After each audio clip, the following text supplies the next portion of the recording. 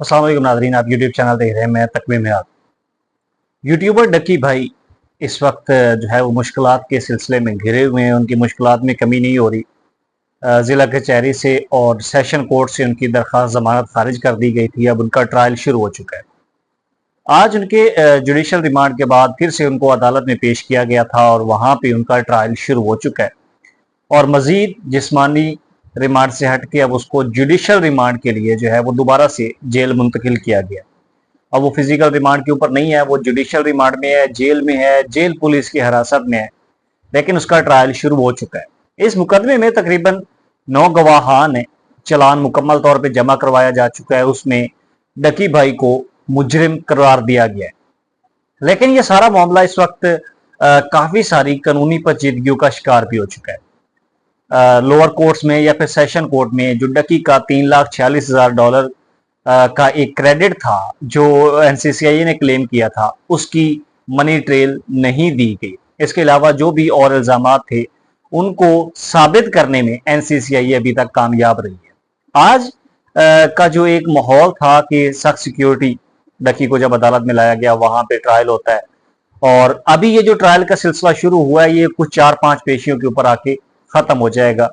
Trial मुकम्मल कर लिया जाएगा, उसके बाद डकी को सजा सुनाई जाएगी। अभी इस मुकदमे में तकरीबन 9 गवाहान है। हर पेशी के ऊपर 2-3 गवाहान को भुगताया जाएगा, उसके बाद आर्गूमेंट्स होंगे और ये मामला जो है वो आगे बढ़ के कंप्लीट हो जाएगा।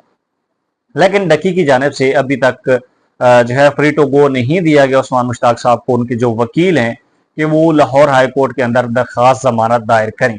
अब आने वाले दिनों में हो सकता है कि वो दरखास्त जमानत दायर कर दें, लेकिन अभी तक इस मामले में मुकम्मल तौर पे खामोशी है कि सेशन कोर्ट से दरखास्त जमानत खारिज होने के बाद अभी तक लाहौर हाई कोर्ट का रुख नहीं किया गया। आने वाले दिनों में शायद जो है वो डकी के वकील या उनके किसी और शख्स की जानिब से ये दरखास्त दायर की जाए। एनसीसीआई के साबिक डायरेक्टर लाहौर सरफराज चौधरी साहब के हवाले से भी कुछ खबरें, जिन्होंने डकी को गिरफ्तार किया, पॉडकास्ट हुए, इंटरव्यूज हुए और वो सोशल मीडिया के ऊपर छा गए। सुनने में आ रहा है, कुछ इतलात हैं कि वो जो है वो तहवील में है, उनको तहवील में लिया गया है, उनको हिरासत में लिया गया है। उनके ऊपर भी कुछ इल्जामात हैं और उनको एजेंसियों ने, उनको इदारों ने अपनी हिरासत में ले लिया। जब उनका ट्रांसफर करके उनको लाहौर से हटाया गया था तो उस वक्त खबर आई थी कि उनको मुअत्तल कर दिया गया। फिर कुछ लोगों ने इसकी तरदीद की तो इसमें कोई सदाकत नजर न आई और पता चला कि सरफराज चौधरी साहब कुछ छुट्टियों के ऊपर हैं और वो बैरून मुल्क जा चुके हैं।